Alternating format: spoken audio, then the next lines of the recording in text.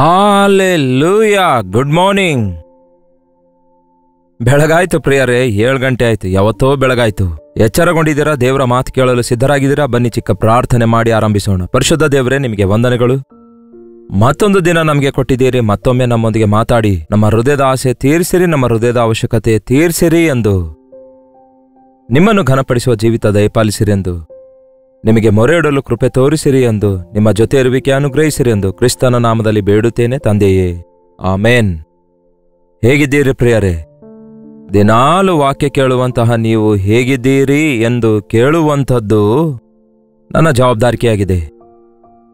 ದೇವರ ವಾಕ್ಯವನ್ನು ದಿನಾಲು ಬೆಳಗ್ಗೆ 7 ಗಂಟೆಗೆ ಪ್ರತಿದಿನ ಈ ಸೋಷಿಯಲ್ ಮೀಡಿಯಾದ ಮೂಲಕ ಯೂಟ್ಯೂಬ್ ಚಾನಲ್ನಲ್ಲಿ ಪ್ರಸಾರ ಮಾಡುತ್ತಲೇ ಇದ್ದೇವಲ್ಲವೇ?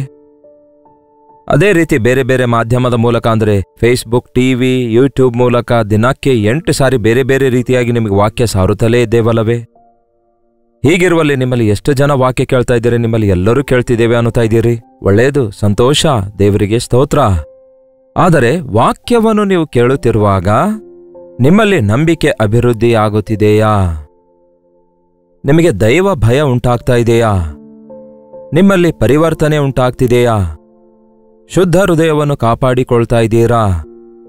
ಮೇಲಿಂದ ಮೇಲೆ ವಾಕ್ಯದಿಂದ ನಿಮ್ಮ ಸ್ಥಿತಿ ಏನೆಂದು ನೀವು ಗ್ರಹಿಸಿಕೊಂಡು ಕರ್ತನ ಸನ್ನಿಧಿಯಲ್ಲಿ ಪ್ರಾರ್ಥಿಸಿ ಪಶ್ಚಾತ್ತಾಪ ಪಟ್ಟವರಾಗಿ ಶುದ್ಧೀಕರಿಸಲ್ಪಡ್ತಾ ಇದ್ದೀರಾ? ಇದು ಬಹಳ ಅವಶ್ಯಕವಾಗಿದೆ. ವಾಕ್ಯ ಕೇಳಿದವರಾಗಿರದೆ ಕೇಳಿದವುಗಳ ಮೇರೆಗೆ ನಡೆಯುವವರಾಗಿರಬೇಕು. ನೀವು ರಕ್ಷಣೆ ಹೊಂದಿದ್ದೀರಾ? ದೀಕ್ಷಾಸ್ನಾನ ತೆಗೆದುಕೊಂಡಿದ್ದೀರಾ? ಹಾಗಾದರೆ ನಿಮಗೇನನ್ನುತ್ತಾರೆ? ವಿಶ್ವಾಸಿಗಳು ಅನ್ನುತ್ತಾರೆ. ಆ ನಂಬಿಕೆಯನ್ನು ಅಭಿವೃದ್ಧಿಪಡಿಸಿಕೊಳ್ಳಬೇಕು. ಆ ನಂಬಿಕೆಯನ್ನು ಕಾಪಾಡಿಕೊಳ್ಳಬೇಕು. ನಂಬಿಕೆಯನ್ನು ಕೂಡ ಪೋಷಿಸಬೇಕು ಪ್ರಿಯರೇ. ನಮಗೆ ನಂಬಿಕೆ ಇದೆ ಎಂದು ಹೇಳಿ ಎಂದು ಅದಕ್ಕೆ ತಕ್ಕಂತಹ ಪೋಷಿಸಿಕೊಳ್ಳದಿದ್ದರೆ ಏನ್ ಪ್ರಯೋಜನ? ನನಗೆ ಪ್ರಾಣ ಇದೆ ಅಂತ ಹೇಳಿ ಆ ಪ್ರಾಣ ಪೋಷಿಸಿಕೊಳ್ಳದಿದ್ರೆ ಏನ್ ಪ್ರಯೋಜನ ಹೇಳಿ? ಆ ಪ್ರಾಣಕ್ಕೆ ಅವಶ್ಯಕವಾದ ಆಹಾರ ಹಾಕಬಾರದು? ಹಾಗೆಯೇ ನಮ್ಮ ನಂಬಿಕೆಗೂ ಕೂಡ ಆಹಾರವಿದೆ.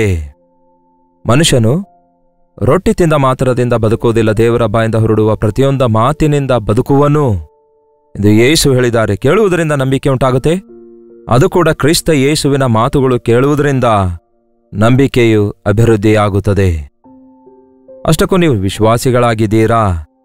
ನೋಡೋಣ ಬನ್ನಿ. ಕೊರಿಂಥದವರಿಗೆ ಬರೆದ 2ನೇ ಪತ್ರಿಕೆ 13ನೇ ಅಧ್ಯಾಯದ 5ನೇ ವಚನ ಓದುತ್ತಾ ಇದ್ದೇನೆ, ಕೇಳ್ರಿ.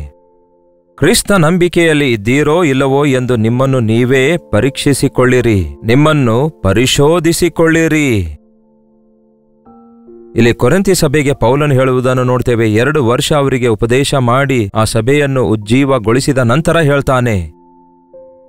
ಆ ಸಭೆಗೆ ಬರೆದ ಕೊನೆ ಪತ್ರಿಕೆ ಅಂದರೆ 2ನೇ ಪತ್ರಿಕೆಯ ಕೊನೆಯ ಅಧ್ಯಾಯದಲ್ಲಿ ಪೌಲನು ಕೇಳ್ತಾನೆ ಇಲ್ಲಿ ಅವರಿಗೆ, ನೀವು ಕ್ರಿಸ್ತ ನಂಬಿಕೆಯಲ್ಲಿ ಇದ್ದೀರೋ ಇಲ್ಲವೋ ಎಂದು ನಿಮ್ಮನ್ನು ನೀವೇ ಪರೀಕ್ಷಿಸಿಕೊಳ್ಳಿರಿ, ನಿಮ್ಮನ್ನು ನೀವೇ ಪರಿಶೋಧಿಸಿಕೊಳ್ಳಿರಿ. ಯಾರೂ ನಮಗೆ ಪರೀಕ್ಷೆ ಟೆಸ್ಟ್ ಇಡುವ ಅಗತ್ಯವಿಲ್ಲ.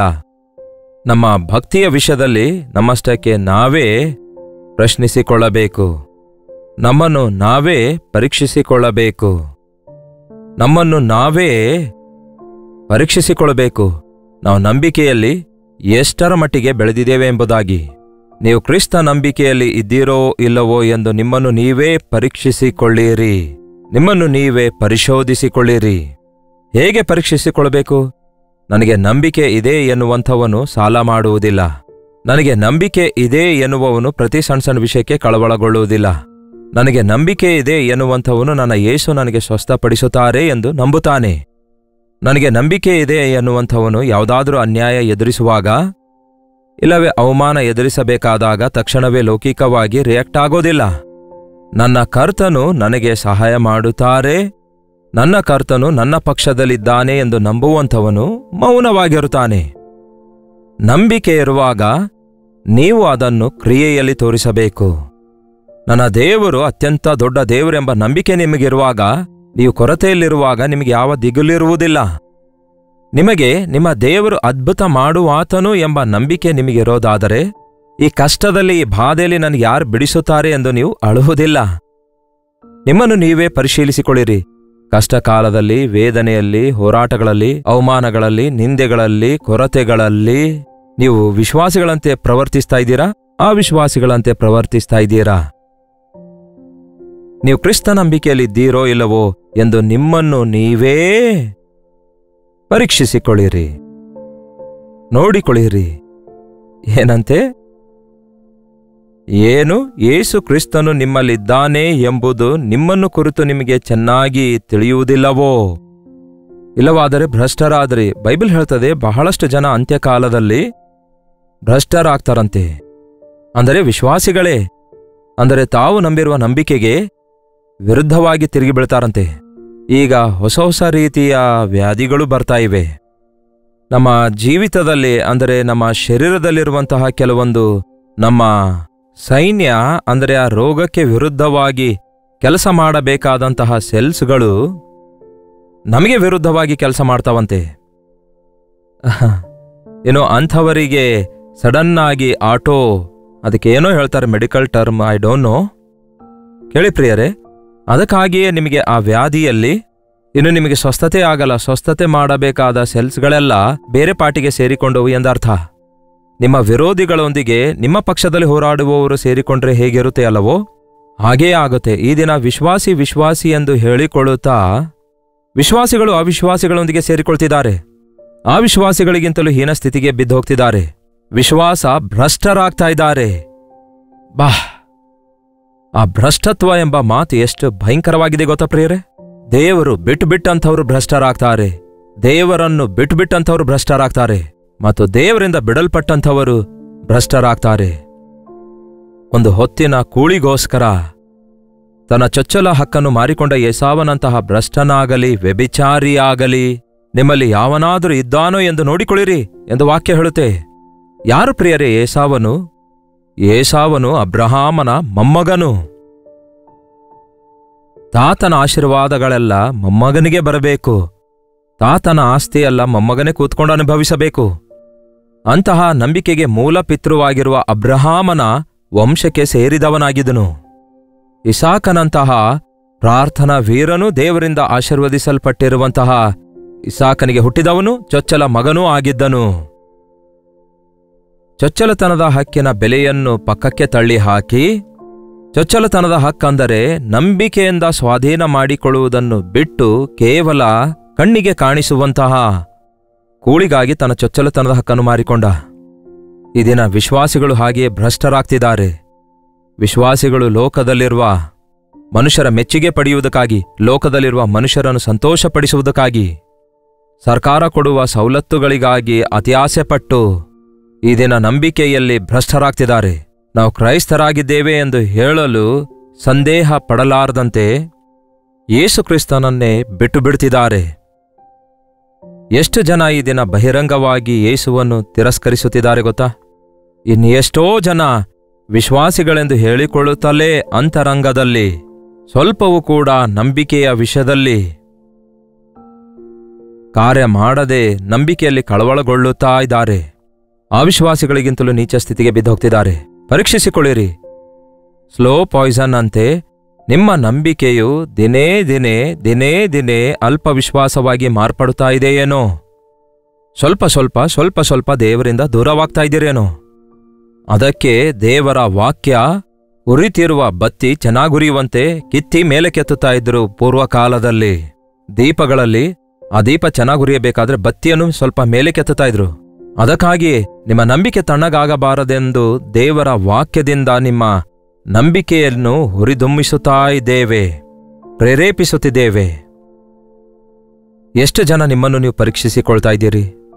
ನನ್ನಲ್ಲಿ ಎಲ್ಲಾದರೂ ಅಪನಂಬಿಕೆಯ ಆಲೋಚನೆ ಬಂದಿದೆಯಾ? ಎಲ್ಲಾದರೂ ನನ್ನಲ್ಲಿ ಅಪನಂಬಿಕೆಯ ಸ್ವಭಾವ ಕಾಣಿಸಿಕೊಂಡಿದೆಯಾ ಎಂದು ನಿಮ್ಮನ್ನು ನೀವೇ ಪರೀಕ್ಷಿಸಿಕೊಳ್ಳಿರಿ. ನಂಬಿಕೆಯಲ್ಲಿ ಭ್ರಷ್ಟರಾಗಲಾರದಂತೆ ನೋಡಿಕೊಳ್ಳಿರಿ.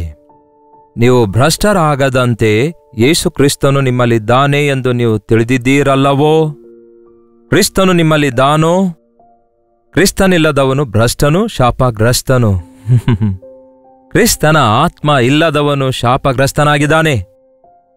ಯೇಸುವಿನಲ್ಲಿ ನಂಬಿಕೆ ಇಟ್ಟು ಮತ್ತೆ ಆತನನ್ನು ಬಿಟ್ಟಂಥವರು ನಂಬಿಕೆಯಲ್ಲಿ ಭ್ರಷ್ಟರಾಗಿದ್ದಾರೆ.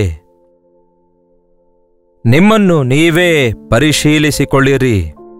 ಇನ್ನು ಮುಂದೆ ಏನ್ ಹೇಳ್ತಾನೆ ನೋಡಿ. ಏನು ಯೇಸು ಕ್ರಿಸ್ತನು ನಿಮ್ಮಲ್ಲಿದ್ದಾನೆ ಎಂಬುದು ನಿಮ್ಮನ್ನು ಕುರಿತು ನಿಮಗೆ ಚೆನ್ನಾಗಿ ತಿಳಿಯುವುದಿಲ್ಲವೋ, ಗೊತ್ತಿಲ್ಲವೋ? ಆತನು ನಿಮ್ಮಲ್ಲಿಲ್ಲದಿದ್ದರೆ ನೀವು ಅಯೋಗ್ಯರೇ, ನಾವಂತೂ ಅಯೋಗ್ಯರಲ್ಲವೆಂದು ನಿಮಗೆ ಗೊತ್ತಾಗುವುದೆಂಬುದಾಗಿ ನಿರೀಕ್ಷಿಸುತ್ತೇನೆ. ನೀವು ಕೆಟ್ಟದೇನು ಮಾಡಬಾರದೆಂದು ನಾವು ದೇವರನ್ನು ಪ್ರಾರ್ಥಿಸುತ್ತೇವೆ. ಎಷ್ಟರ ಮಟ್ಟಿಗೆ ಪೌಲನ ಆಕಾಂಕ್ಷೆಯಾಗಿದೆ ಎನ್ನುವುದಾದರೆ, ನಾನು ನಿಮಗಾಗಿ ಪ್ರಾರ್ಥನೆ ಮಾಡ್ತಿದ್ದೇನೆ, ನೀವು ಭ್ರಷ್ಟರಾಗಬಾರದೆಂದು, ನೀವು ವಿಶ್ವಾಸಹೀನರಾಗಬಾರದು ಎಂಬುದಾಗಿ. ನೀವು ವಿಶ್ವಾಸ ಭ್ರಷ್ಟರಾಗಬಾರದೆಂದು ನಿಮ್ಮನ್ನು ನೀವೇ ಪರೀಕ್ಷಿಸಿಕೊಳ್ಳಿರಿ. ನಿಮ್ಮನ್ನು ನೀವೇ ಏನ್ ಹೇಳ್ತಾನೆ? ನಿಮ್ಮನ್ನು ನೀವೇ ಪರಿಶೋಧಿಸಿಕೊಂಡು ನೋಡಿರಿ ಅನ್ನುತ್ತಾನೆ. ನಂಬಿಕೆಯಲ್ಲಿ ಭ್ರಷ್ಟರಾಗಬೇಡಿರಿ, ಯೇಸುವಿನ ಪ್ರೀತಿಯನ್ನು ಮರೆಯಬೇಡಿರಿ. ನಿಮಗೋಸ್ಕರ ನಾನು ಪ್ರಾರ್ಥಿಸುತ್ತಿದ್ದೇನೆ, ಪ್ರಾರ್ಥಿಸುತ್ತಲೇ ಇದ್ದೇನೆ ಎಂದು ಮೇಲಿಂದ ಮೇಲೆ ಪೌಲನು ಹೇಳ್ತಾನೆ. ನಿಜವೇ ಈ ದೇವರ ವಾಕ್ಯ ಕೇಳುವ ನೀವೆಲ್ಲರೂ ನಂಬಿಕೆಯ ವೀರರಾಗಬೇಕೆಂದು, ನಂಬಿಕೆಯಲ್ಲಿ ದೇವರನ್ನು ಮಹಿಮೆಪಡಿಸುವಂತಹ ಜೀವಿತವನ್ನು, ಅದ್ಭುತ ಮಹತ್ಕಾರ್ಯಗಳನ್ನು ಅನುಭವಿಸುವಂತಹ ಜೀವಿತವುಳ್ಳವರಾಗಿರಬೇಕೆಂದು ಬಯಸುತ್ತೇನೆ. ನಂಬಿಕೆ ನಮಗೆ ಶಕ್ತಿ ಕೊಡುತ್ತೆ, ನಂಬಿಕೆ ನಮಗೆ ಬಲ ಕೊಡುತ್ತೆ. ನಂಬಿಕೆಯಿಂದ ಅಸಾಧ್ಯವಾದ ಕಾರ್ಯಗಳನ್ನು ನಾವು ಸಾಧ್ಯವಾಗಿ ಮಾಡಿಕೊಳ್ಳುತ್ತೇವೆ. ನಂಬಿಕೆಯ ವಿಷಯದಲ್ಲಿ ಸಾಸಿವೆ ಕಾಳಷ್ಟು ನಂಬಿಕೆ ನಿಮಗಿದ್ದರೆ ಬೆಟ್ಟ ಕಿತ್ಕೊಂಡೋಗಿ ಸಮುದ್ರದಲ್ಲಿ ಧುಮುಕು ಅಂದರೆ ಧುಮುಕುತ್ತದೆ ಎಂದು ಯೇಸು ಹೇಳಿದಾರಲ್ಲವೇ? ನಮ್ಮ ನಂಬಿಕೆ ಚಿಕ್ಕದಾಗಿದ್ದರೂ ಅದು ಬಲವಾಗಿಯೂ ಪರಿಪೂರ್ಣವಾಗಿಯೂ ಇರೋದಾದರೆ, ಯೇಸುವಿನ ಮೇಲೆ ನಾವು ನಂಬಿಕೆ ಇಡುವುದಾದರೆ ಯಾವುದೇ ಶೋಧನೆಗೆ ನಾವು ದಿಗಿಲು ಪಡುವ ಅವಶ್ಯಕತೆ ಇರಲ್ಲ. ಪ್ರಕೃತಿ ವಿಕೋಪಗಳಾಗಲಿ, ಶರೀರದ ಅನಾರೋಗ್ಯಗಳಾಗಲಿ, ಅನೇಕ ಸಾರಿ ನಮ್ಮನ್ನು ಶೋಧಿಸುವುದಕ್ಕಾಗಿ ಸೈತಾನನು ತರುವಂತಹ ನಾನಾ ವಿಧವಾದ ಬಲಹೀನತೆ, ನಿರುತ್ಸಾಹಗಳ ನಿಮಿತ್ತ ಈ ದಿನ ಬಹಳಷ್ಟು ಜನ ತಮ್ಮ ನಂಬಿಕೆಯನ್ನು ಕಳೆದುಕೊಳ್ತಿದ್ದಾರೆ. ಅದಕ್ಕೆ ಕಾರಣ ಲೋಕದ ವಿಷಯಗಳಿಂದಲೇ ನಿಮ್ಮ ಹೃದಯವನ್ನು ತುಂಬಿಸಿಕೊಳ್ತಾ ಇದ್ದೀರಿ. ಲೌಕಿಕವಾದ ವಿಷಯಗಳನ್ನೇ ನೀವು ಆಲೋಚಿಸುತ್ತಾ ಇದ್ದೀರಿ. ಕಣ್ಣಿಗೆ ಕಾಣಿಸುವವುಗಳ ಮೇಲೆ ನೀವು ನಂಬಿಕೆ ಇಡ್ತಾ ಇದ್ದೀರಿ ಹೊರತು